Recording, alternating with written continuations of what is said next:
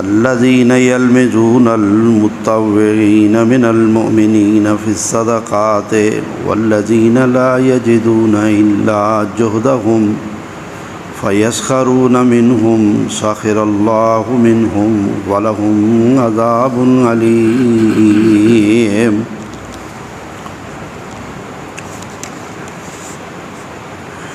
سورہ توبہ کا 10ویں پارے میں آخری حصے کی آیات اور 11ویں پارے کے آغاز کی آیات۔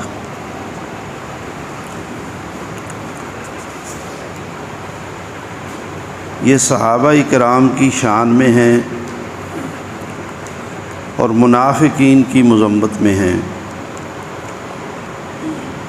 اور مسلمانوں کو اطاعت رسول کا عظیم درس دیا گیا ہے،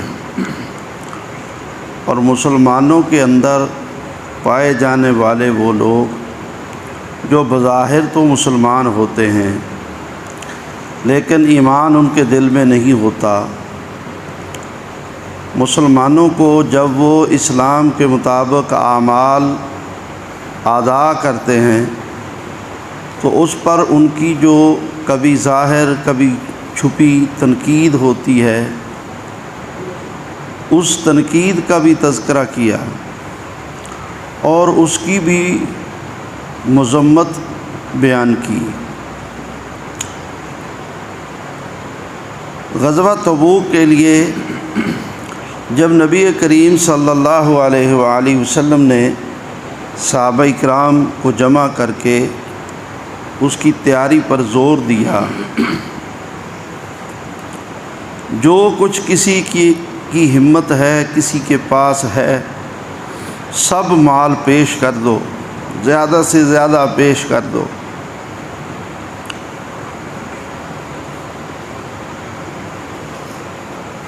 تو منافقین کی یہ صورتحال تھی، اگر تو کوئی لاتا زیادہ تو کہتے دیکھو یہ ریاکاری کے لیے لایا ہے، یہ اللہ کے رسول کی نظر میں پسندیدہ بننا چاہتا ہے۔ جب کوئی لاتا تھوڑا تو کہتے اس کے مال کی ہی بس ضرورت رہ گئی تھی، اسی کا مال ہی سارے جنگ کے خرچے کو پورا کرے گا۔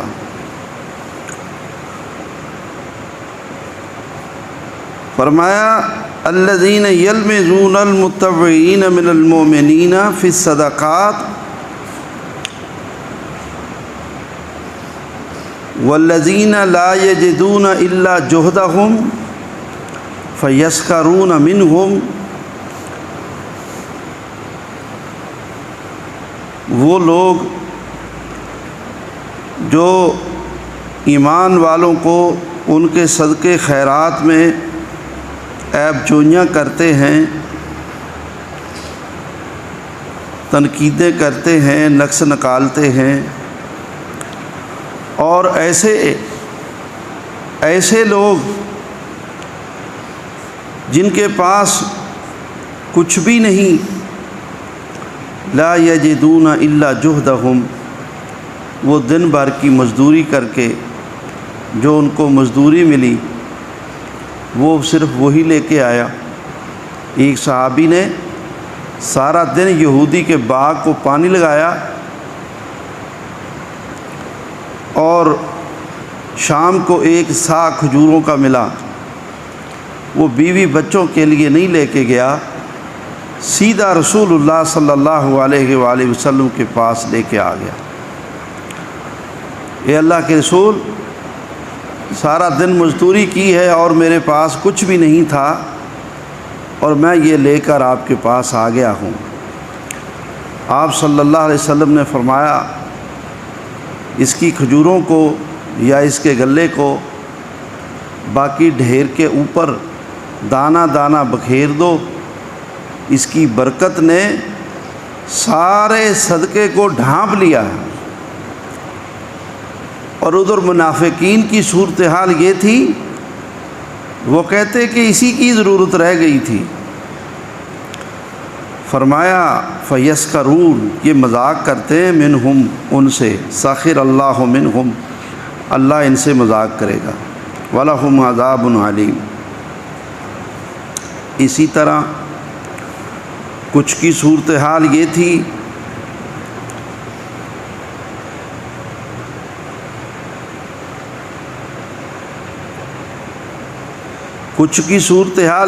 کہ جنگ میں جانے سے چھپتے پھرتے تھے اور کہتے تھے کہ کس مصیبت میں پڑے ہیں، جب سے محمد آئے ہیں کبھی وہ جنگ، کبھی وہ جنگ، کبھی وہ جنگ۔ ایک طرف ہمیں جنگوں میں مرواتا ہے، لڑاتا ہے، اور دوسری طرف ہم سے چندے کے مطالبے کرتا ہے، تیسری طرف ہمیں عبادات کا کہتا ہے، اس کو چین ہی نہیں۔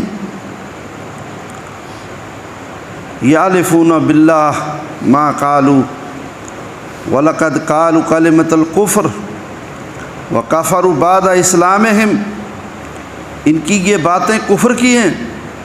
وَحَمُّوا بِمَا لَمْ يَنَالُوا وَمَا نَقَمُوا إِلَّا أَنْ أَغْنَاهُمُ اللَّهُ وَرَسُولُهُ مِنْ فَضْلِهِ فَإِنْ يَتُوبُوا يَكُ خَيْرًا لَهُمْ وَإِنْ يَتَوَلَّوْا يُعَذِّبْهُمُ اللَّهُ عَذَابًا غَلِيظًا فِي الدُّنْيَا وَالْآخِرَةِ وَمَا لَهُمْ فِي الْأَرْضِ مِنْ وَلِيٍّ وَلَا نَصِيرٍ۔ قسمیں اٹھاتے تھے، ہمارے پاس تو ہے ہی کچھ نہیں، ہوتا تو ضرور دیتے۔ فرمایا جھوٹ بولتے ہیں، نقص نکالتے ہیں اسلام میں۔ نبی کریم صلی اللہ علیہ وسلم کی محنت جو کہ دین کی محنت ہے، یہ اس میں عیب جوئیاں کرتے ہیں، اس میں تنقید عیب جوئی کرتے ہیں، اسلام کو باتیں کرتے ہیں، اللہ کے نبی کی شخصیت کو معاف نہیں کرتے۔ فرمایا یہ جھوٹ بولتے ہیں، ایمان نصیب ہوا تھا، اسلام کے بعد انہوں نے کفر کیا ہے، اور کہتے ہیں ہمارے پاس تو کچھ ہے ہی نہیں، اگر اللہ ہمیں دیتا تو یہ جنگ کا تو سارا ہی خرچہ ہم پورا کر دیتے۔ فرمایا جھوٹ بولتے ہیں، ہم ان کو دے بھی دیں تو انہوں نے پھر بھی کچھ نہیں دینا، یہ دینے والے ہے ہی نہیں، ہم بخوبی جانتے ہیں۔ فرمایا ان کی یہ صورتحال ہے، جان اور مال پیش کرنے کے حوالے سے یہ میرے نبی محمد صلی اللہ علیہ وسلم یہ تیرے ساتھ جا رہے ہوں، تم سمجھو کہ ہماری بڑی فوج ہمارے ساتھ ہے، راستے میں کوئی ان کو چھپنے کی جگہ ملے تو تجھ سے آنکھ بچا کر یہ چھپ جائیں، اور اگر مال خرچ کرنے کی بات ہے تو اس میں سے یہ تو دمڑی دینے کے لیے تیار نہیں، نہ جان دے سکتے ہیں، نہ مال دے سکتے ہیں، نہ اولاد دے سکتے ہیں، یہ تو مومن دیتا ہے، منافق نہیں دیتا، تو مومن دیتا ہے۔ صحابہ کی مدح، صحابہ کرام کی مدح، فرمایا یہ وہ خوش نصیب ہستیاں ہیں جو جنتوں میں جائیں گے، ورضوان من اللہ اکبر، اللہ کی رضامندی ان کو جو بڑی نعمت ہے وہ حاصل ہوگی، ذالک هو الفوز العظیم۔ پھر اسی طرح بیچ میں عبداللہ بن ابی منافق، اس کی بات بھی اللہ تعالیٰ نے بیچ میں کر دی، فوت ہوا، نبی کریم صلی اللہ علیہ وسلم اس کا جنازہ پڑھنے کے لیے آگے بڑھے، حضرت عمر رضی اللہ تعالی عنہ روکنے لگے، اے اللہ کے رسول یہ منافق ہے، اس کی نماز جنازہ نہ پڑھو۔ رسول اللہ صلی اللہ علیہ وسلم نے فرمایا اللہ تعالیٰ نے مجھے اختیار دیا ہے، استغفر لہم او لا تستغفر لہم، تم ان کے لیے بخشش کی دعا کرو یا نہ کرو، ان تستغفر لهم 70 مرہ، تم ان کے لیے 70 دفعہ بھی بخشش کی دعا کرو، فلن یغفر اللہ لہم، اللہ ان کو معاف نہیں کرے گا۔ عمر میں بخشش کی دعا بھی کروں گا اور میں 70 سے زیادہ دفعہ کروں گا۔ چنانچہ جنازے سے فارغ ہوئے تو اللہ تعالیٰ نے فرمایا ذالک بأنہم کفروا باللہ ورسولہ، ان کا ایمان صرف ظاہر میں تھا، یہ تو اللہ اور اس کے رسول کا کفر کرنے والا تھا۔ واللہ لا یہدی القوم الفاسقین، اور اے ہمارے نبی محمد صلی اللہ علیہ وسلم، ولا تصلی علی احد منہم مات ابدا، آئندہ کے لیے یہ بات یاد رکھ لیں، جو بھی ان میں سے مرے ان کی نماز جنازہ ہی نہیں پڑھنی، ولا تقوم علی قبرہ، اس کی قبر پہ کھڑے ہو کر دعا بھی نہیں کرنی، انہم کفروا باللہ ورسولہ وماتوا وہم فاسقون۔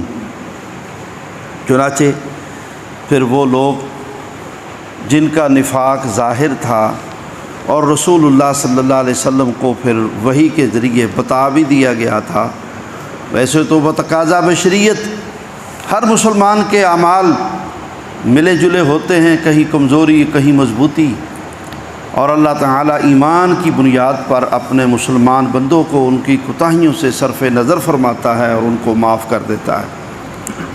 اور اللہ تعالیٰ ان لوگوں کو جن کے دلوں کے اندر کفر ہوتا ہے، یعنی منافق ہوتے ہیں، ان کے اللہ اعمال قبول نہیں کرتا اور ان کے گناہ وہ غالب رہتے ہیں اور وہ جہنم کا ایندھن بنتے ہیں۔ چنانچہ آپ کو اللہ نے بذریعہ وحی یہ بتا دیا تھا کہ فلاں فلاں شخص منافق ہے، اور جن کا تذکرہ آپ نے حضرت حذیفہ رضی اللہ تعالی عنہ سے کر دیا تھا، اور حذیفہ کو رازدان نبوت کہتے ہیں۔ حذیفہ سے آپ کے بعد بھی صحابہ کرام پوچھنے کی کوشش کرتے تھے، حذیفہ فرماتے تھے کہ اللہ کے نبی نے مجھے پابند کیا تھا کہ کسی کا نام نہیں بتانا، میں اللہ کے رسول کا راز تو تم پر نہیں کھول سکتا۔ لیکن یہ علامت صحابہ کرام دیکھا کرتے تھے کہ جب بھی کوئی فوت ہوتا، حذیفہ جنازے میں شریک ہیں یا نہیں ہیں۔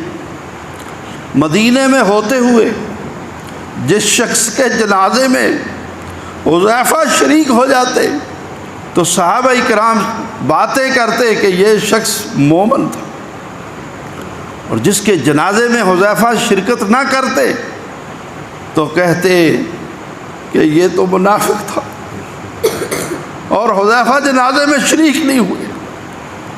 حضرت عمر رضی اللہ تعالیٰ عنہ کو جب کھنجر لگے تو اس وقت کے جو واقعات ہیں ان میں سے ایک یہ بھی ہے کہ حضرت حذیفہ رضی اللہ تعالیٰ عنہ کو حضرت عمر کہتے ہیں، حذیفہ تم بتا سکتے ہو کہ وہ کون کون لوگ ہیں جو منافق ہیں جن کے بارے میں اللہ کے نبی نے آپ کو بتایا تھا؟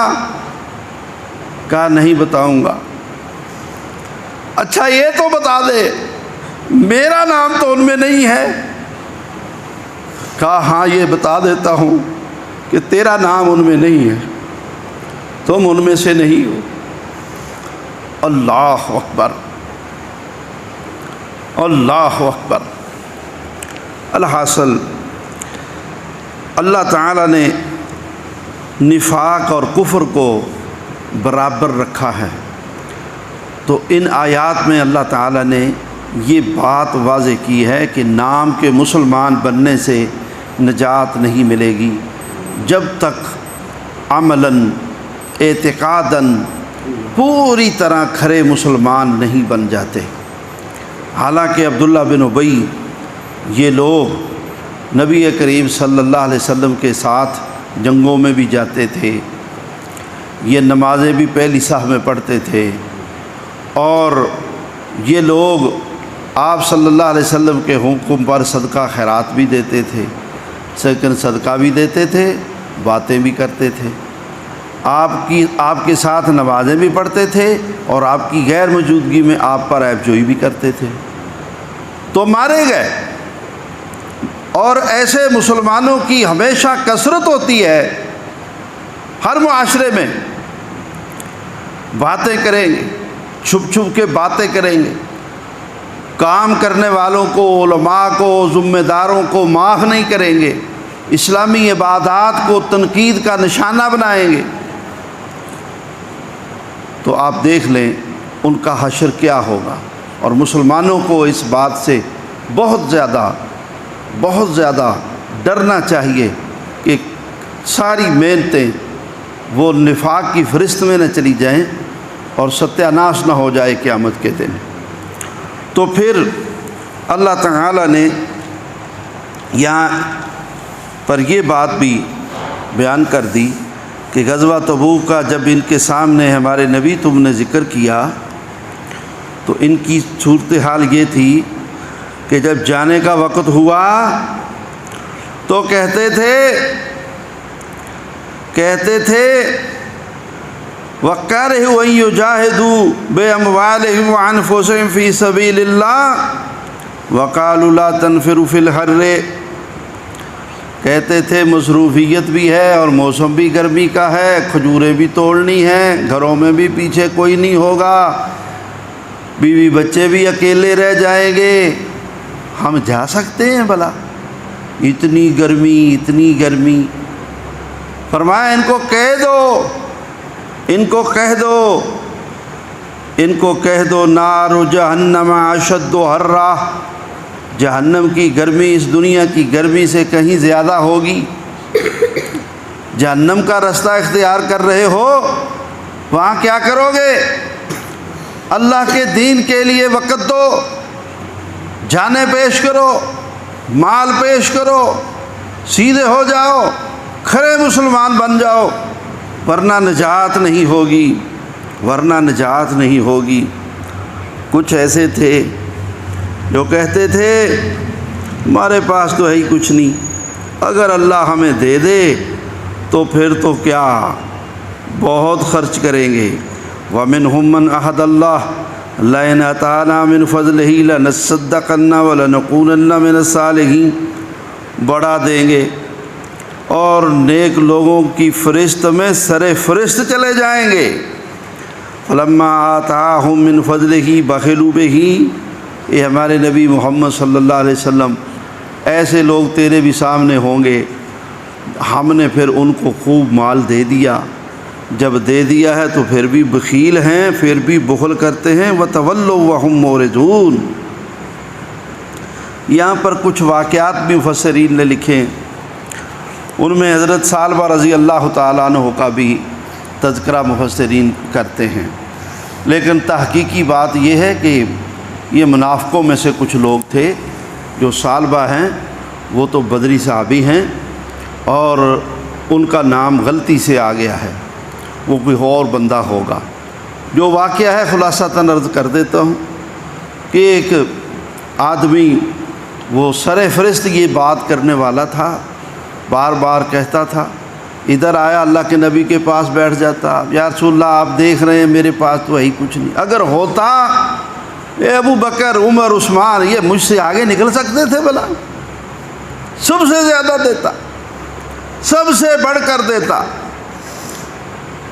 ادھر آیا کہہ گیا دعا کر دو نا کہیں آپ، اللہ مجھے دے دے، تمہارے کام تو میں اکیلا ہی کر دیا کروں گا۔ آپ نے دعا کی یا اللہ اس کو دے دے، چنانچہ اللہ کے نبی کی دعا اللہ نے قبول فرمائی اور اس کی بکریوں میں اللہ نے برکت کر دی۔ چند ہی سالوں میں یا تھوڑے ہی عرصے میں اللہ تعالیٰ نے اس کو اتنی بکریاں دے دیں، اتنا مال اس کا بڑھ گیا کہ مدینے کے شہر میں رہنا اس کے لیے مشکل ہو گیا۔ باہر جنگل میں اس نے ڈیرا لگا لیا، تو زکوٰۃ کا موسم آیا اور زکوٰۃ کا حکم لے کر صحابی اس کے پاس پہنچے، تو وہ کہتا ہے کافروں سے یہ جزیہ ٹیکس لیا جاتا ہے اور محمد نے مسلمانوں پہ بھی لگا دیا ہے، یہ ہم پہ بھی لگا دیا ہے۔ آپ صلی اللہ علیہ وسلم کو غصہ آیا، فرمایا اس کا کبھی بھی نہیں لینا۔ پھر اس کو احساس ہوا غلطی کا، وہ رسول اللہ صلی اللہ علیہ وسلم کی خدمت میں بکریاں لے کے آیا، فرمایا اللہ نے بین کر دیا ہے، تیرا قبول نہیں کرنا۔ پھر حضرت ابو بکر صدیق کے دور میں مسلسل آتا رہا، حضرت عمر کے دور میں مسلسل آتا رہا، حضرت عثمان کے دور میں وہ فوت ہوا، اور وہ بکریاں، بہت ساری بکریاں اپنے آگے لگا کر لے کے آتا اور کہتا کہ ساری لے لو، لیکن اس کی توبہ قبول نہیں ہوئی۔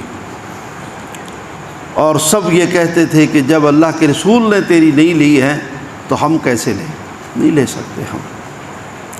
تو اصل بات یہ ہے کہ انسان کو اللہ سے ڈرنا چاہیے اور ایمان میں مخلص ہو جانا چاہیے۔ یہ مال اللہ کا ہے، جان اللہ کی ہے، یہ اولاد یہ اللہ کی دین ہے، اور یہ سب اللہ کا مال ہے، اور اللہ کا مال اللہ کے دین سے مت چھپائیں۔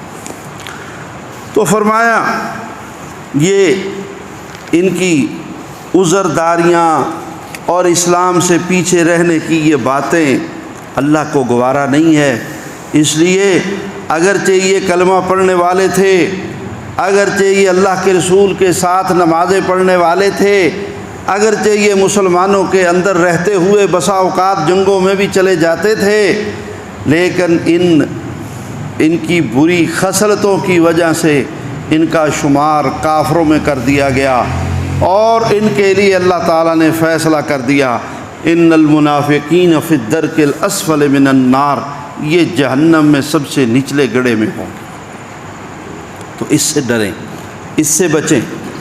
فرمایا ہم تو، اللہ نے فرمایا کہ جب آپ غزوہ تبوک کی طرف روانہ ہو گئے تو یہ ایسا ہی ہوا، کچھ چھپ چھپا کے منافق پیچھے ہٹنا شروع ہو گئے، پیچھے رہ گئے۔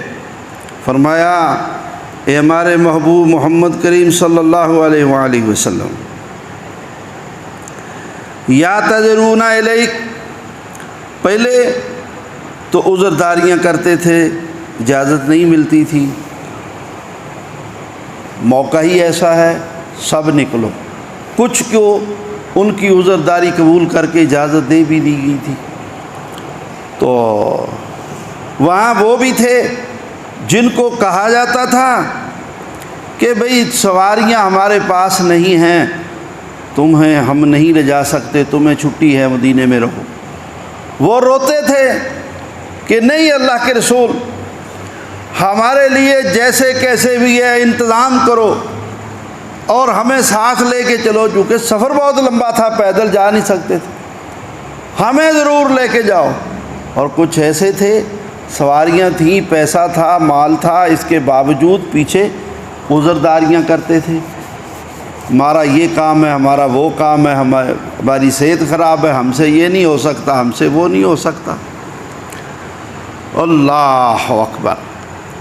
فرمایا کہتے ہیں فصل کا موسم ہے، ہمارا رازق تو ہم ہیں، کہتے ہیں ہمارے گھر تنہا ہیں، فرمایا محافظ تو ہم ہیں، کہتے ہیں گرمی ہے، کہو دوزخ کی گرمی دنیا کی گرمی سے کہیں زیادہ ہے۔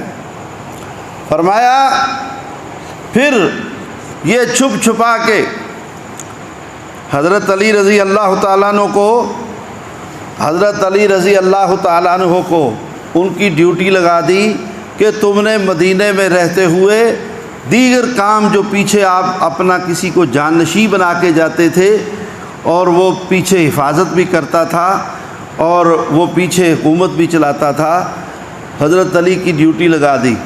حضرت علی رضی اللہ تعالیٰ عنہ کہتے ہیں اللہ کے رسول، مجھے عورتوں اور بچوں اور بوڑھوں کے برابر سمجھا ہے۔ اللہ اکبر، ایسے ایمانی جذبے والے بھی تھے۔ حضرت علی کہتے ہیں کہ مجھے عورتوں اور بچوں میں شامل کر دیا، میں تو ساتھ جاؤں گا اور میں تو لڑوں گا۔ اللہ اکبر۔ فرمایا نہیں، تیری ڈیوٹی لگائی ہے، تیری ذمہ داری لگائی ہے کہ تو مدینے کے جو پیچھے والے کام ہیں تو ان کو سنبھالے گا، اور تجھے تو اس عظیم کام کے لیے منتخب کیا گیا ہے۔ فرمایا اللہ تعالیٰ نے، یہ ہمارے نبی محمد صلی اللہ علیہ وسلم، اب جب تم جاؤ گے نا واپس تو پھر یہ عذرداریاں کریں گے بہانوں سے اور چھپ چھپ کے پیچھے رہ جانے والے۔ فرمایا ہم تمہیں ان کے بارے میں یہ فیصلہ سنا رہے ہیں، آپ نے ان کو کہنا ہے یا تجرون علیکم اذا رجعتم الیہم، یہ عذرداریاں کریں گے جب تم ان کے پاس پلٹو گے۔ قل لا تعتذروا، عذرداریاں نہ کرو، لن نؤمن لکم، ہم تمہاری باتوں پہ یقین نہیں کریں گے۔ قد نبأنا اللہ من اخبارکم، اللہ نے تم میں سے ہر ایک کی خبر ہمیں دے دی ہے۔ وَسَيَرَى اللَّهُ عَمَلَكُمْ وَرَسُولُهُ، اور اللہ اور اس کے رسول کے سامنے تمہارا کردار ہے۔ وَسَيَرَى اللَّهُ عَمَلَكُمْ وَرَسُولُهُ ثُمَّ تُرَدُّونَ إِلَىٰ عَالِمِ الْغَيْبِ وَالشَّهَادَةِ، اور پھر مر کر بھی تم اس اللہ کے سامنے پیش ہونے والے ہو جو تمہارے ظاہر کو بھی جانتا ہے اور تمہارے باطن کو بھی جانتا ہے، تمہارے دلوں کو بھی جانتا ہے اور تمہارے حالات و واقعات سے بھی واقف ہے۔ فَيُنَبِّئُكُم بِمَا كُنتُمْ تَعْمَلُونَ، جو کیا ہے وہ تمہیں قیامت کے دن بھی بتا دے گا۔ سَيَحْلِفُونَ بِاللَّهِ، اے محبوب یہ قسمیں اٹھائیں گے، قسمیں اٹھا اٹھا کے اپنے عذر پیش کریں گے۔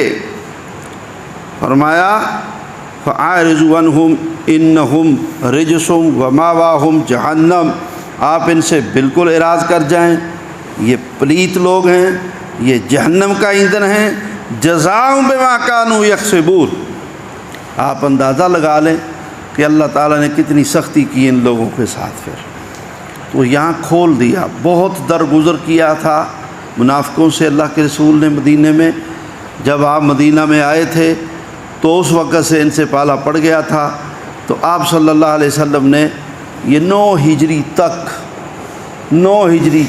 10 ہجری کے اوائل تک آپ نے ان لوگوں کو اپنے اندر برداشت کیا، پھر ان پر سختی کی، لیکن پھر بھی منافقوں کے لیے اللہ نے حد نہیں اتاری، کیونکہ یہ مسلمان وضاقتہ میں، اعمال میں اور مسلمانوں کے اندر رہنے میں مسلمانوں کی طرح تو تھے، اور منافق مسلمانوں کی طرح ہی ہوتے ہیں، لیکن آخرت برباد ہے، اور ان پر دنیا میں اللہ نے حد نہیں رکھی، اس لیے کہ کافر کہیں گے کہ دیکھو اسلام اپنے لوگوں کو ہی مارنے کا حکم دیتا ہے، اپنے لوگوں کو ہی مارنے کا حکم دیتا ہے، اس لیے ان کو برداشت کیا گیا، اور منافقوں نے ہمیشہ مسلمانوں کو نقصان دیا۔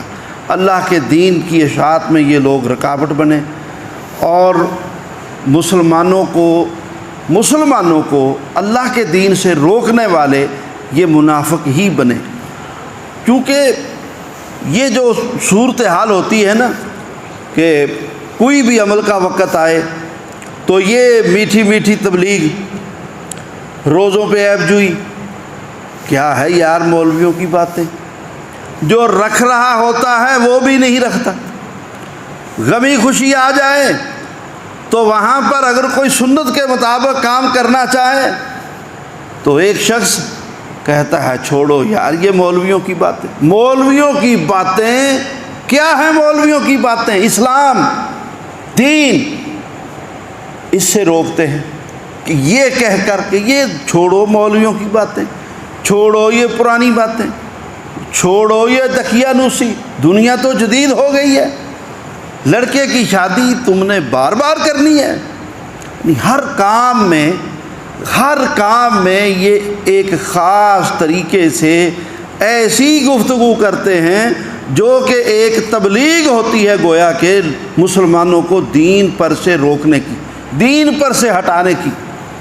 تو یہ عادت ان منافقوں کی اللہ تعالیٰ کو ناپسند نہیں ہے، لیکن ان کو برداشت کیا گیا، لیکن ان کا انجام وہ بہت برا ہے۔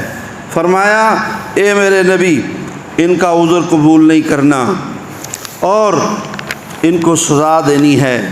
چنانچہ نبی کریم صلی اللہ علیہ وسلم جب غزوہ تبوک سے واپس آئے، آ جاؤ بھائی پیچھے رہنے والے، بلا لیے سارے، ایک ایک سے آپ گفتگو کرتے ہیں۔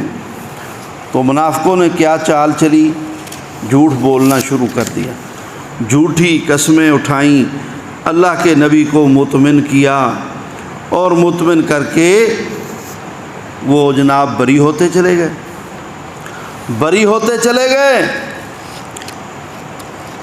3 کھڑے تھے، کعب بن مالک رضی اللہ تعالیٰ عنہ، مرارہ بن ربیع اور ایک کا نام ذہن سے نکل گیا، 3 صحابی، انہوں نے سچ بولا۔ کعب بن مالک تو کہنے لگے اللہ کے رسول اگر میں کسی اور کے سامنے بیٹھا ہوتا تو میں اسے مطمئن کر لیتا، لیکن میں آپ کے سامنے غلط بیانی کیسے کروں؟ میں ادھر سے بول کر آپ کو چپ کراؤں گا اور اللہ کی وحی آپ کو حقیقت حال سے آگاہ کر دے گی، تو میرا معاملہ تو پھر کھل جائے گا۔ اس لیے کچھ عذر نہیں، غفلت ہے۔ 3 صحابہ سے جو کھڑے تھے اور سچ بولا، کہا ان سے بائیکاٹ ہے، کوئی ان سے گفتگو نہیں کرے گا، کوئی ان سے ملے گا نہیں، کوئی ان سے کام کاج نہ لے گا نہ دے گا۔ منافقوں کو چھوڑ دیا۔ پھر اللہ اکبر، پھر اللہ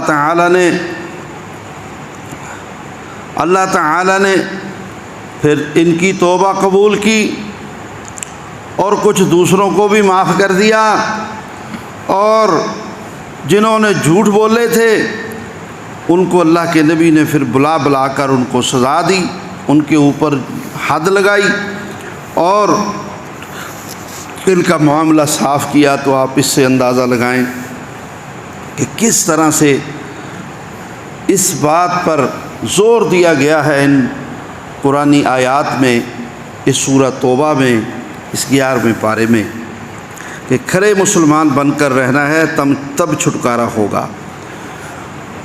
اور پھر اسی طرح دین کی تعلیم کے حوالے سے فرمایا کہ علم حاصل کرو۔